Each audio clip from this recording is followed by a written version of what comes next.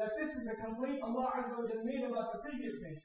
And this is the state that we have fallen into.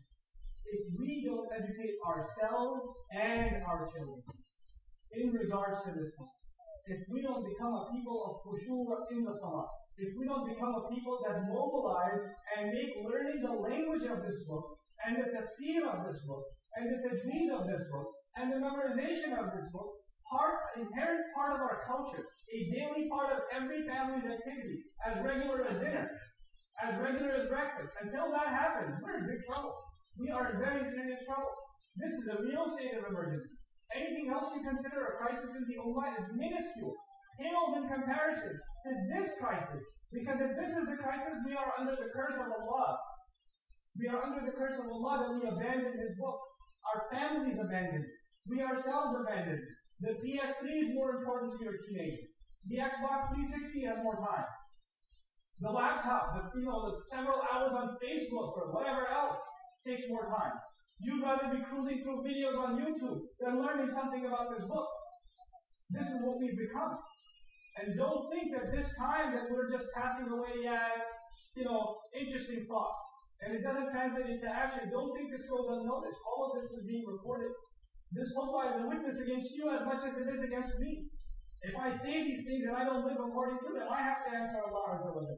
And if you hear them and you don't act according to them, you have to answer Allah whether you pretend to care or not. You can walk out of here like every other Friday and say, oh, yeah, time to party again. At least the religious 45 minutes are done. Now it's the real weekend. You can do that like you do every Friday. Or you and I can say, you know what, let's change this time. Let's really make tawbah this time. Let's become of the people Allah said, إِلَّا الَّذِينَ تَابُوا وَأَصْلَحُوا وَبَيَّنُوا. Those who made tawbah, who reconciled and clarified this book. How are we going to clarify it if we don't learn it ourselves? And on the one hand, you could be the worst criminal in regards to this book. And on the other hand, look at the opportunity. You could be the best of the best. How? The Messenger of Allah sallallahu alayhi wa sallam. خَيْرُكُمْ خَيْرُكُمْ مَنْ تَعَلَّمَ الْقُرْآنَ وَعَلَّمَهُ.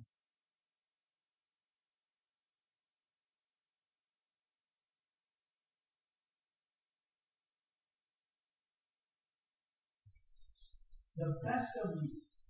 Can you imagine that? Who is saying the best of you? The messenger is saying the best of you. You know how much that means? When somebody important calls you the best, your boss comes and says, you're the best employee at this company. You feel like, wow, my boss, who came and told me I'm the best? Your children, when the teacher comes to them and says, you're the best student in class. You know how it makes their day? How honored they feel?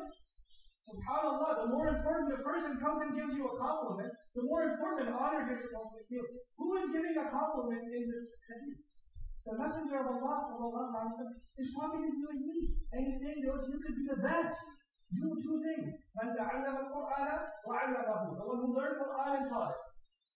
The one who learned Qur'an and taught it. SubhanAllah. This is the honor Allah's Messenger is giving. You could be the best of this ummah.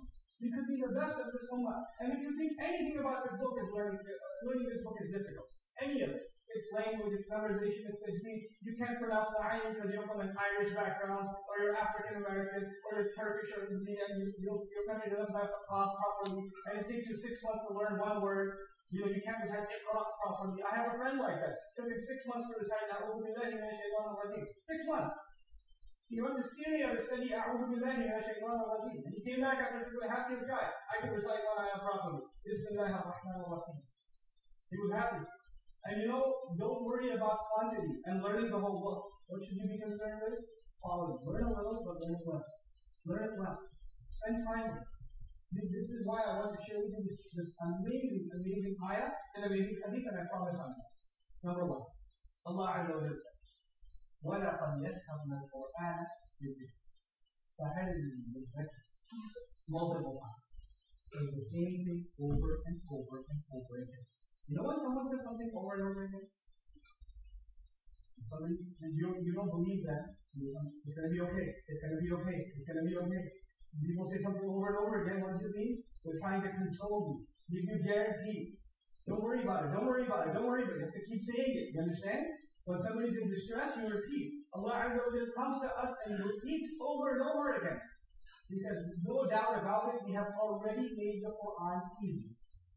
Again he said, we made it easy. Then again he said, we made it easy. Allah says it over and over again. Who's left to say it's hard? Who do you and I have left to say, no, it's too hard? But then he added a qualification. You want it to be easy? Here's the key. Mid-dhikr. It is easy for those who want to remember. Those who want to remember. If that's your intention. You want to learn this book not to show off, not for intellectual exercise that is casual, but to remember Allah. And remember who you are, and remember what your purpose in life is. If that's your purpose, then Allah will make this book, Wallahi, Allah will make this book easy. And then when he says, I'm making it easy, and you still won't step forward, he issues a challenge. And he says, is there anyone who will come forward and make an effort to remember? Anyone at all who will make an effort to remember? SubhanAllah. This is one ayah. Now the hadith that I conclude. In this hadith, the Messenger encourages us, sallallahu alayhi wa sallam, to become students of this book, to learn this book. You know, when you take a course in college, and the professor is really hard, on the first day of class, and most people fail, by the way, in my course. You know what happens by the second session? Half the class has already dropped out. I'll take it next semester with an easier professor. That's what happens. Why? Because students already start believing they're going to fail. In this hadith, the Messenger says, this is Al Bukhari and Muslim. Al-Mahid al-Quran, Ma'as-Safar, Al-Kiram al-Balagh. The expert in the Quran is ranked amongst the most noble of beings.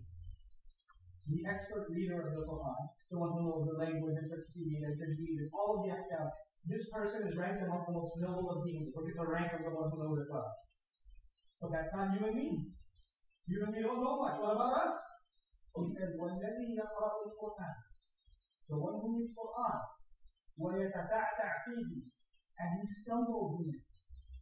Every time he reads, he stumbles. His tongue doesn't move. When he tries to memorize, he keeps forgetting. He keeps getting roadblocks. It's so hard on him. Everybody else goes way past in class, he's still behind. He's still on lesson 1. Everybody's on lesson 20 already. He's still on lesson 1. He's having a hard time. What about this person? وَهُوَ عَلَيْهِ شَاقٌّ. Not only does he stumble, it's very hard on him. It's difficult on him. لَهُ أَجْرَانِ. He's got twice the reward. He's got twice the reward. This is the encouragement our messenger gives. If you're having a hard time with Quran, then two things. Number one, no, maybe your intentions aren't strong enough that you want to remember Allah, because if they are, then the Quran becomes easy. Number two, if you're still finding it difficult, know you're at least getting twice the reward. You're at least getting twice the reward. SubhanAllah. What an encouragement for us to spend time with this book. It's only a win-win situation for the believer. May Allah Azza wa Jalla make us make better use of our time at home.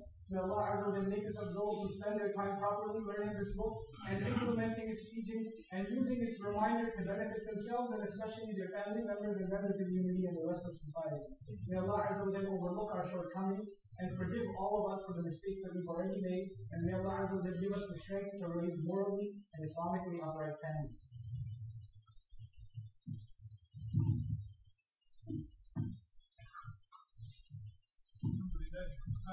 والصلاة والسلام على أشرف الأنبياء يوسف على أخوانه وخاتم النبيين محمد الدين وعلى آله وصحبه أجمعين.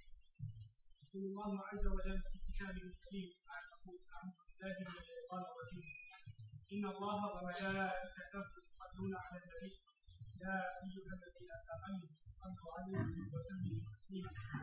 اللهم صل على محمد وعلى آل محمد كما صليت على إبراهيم وعلى آل إبراهيم في العالمين إنك حميد مجيد.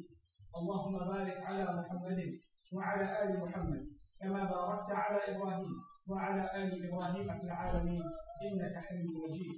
عباد الله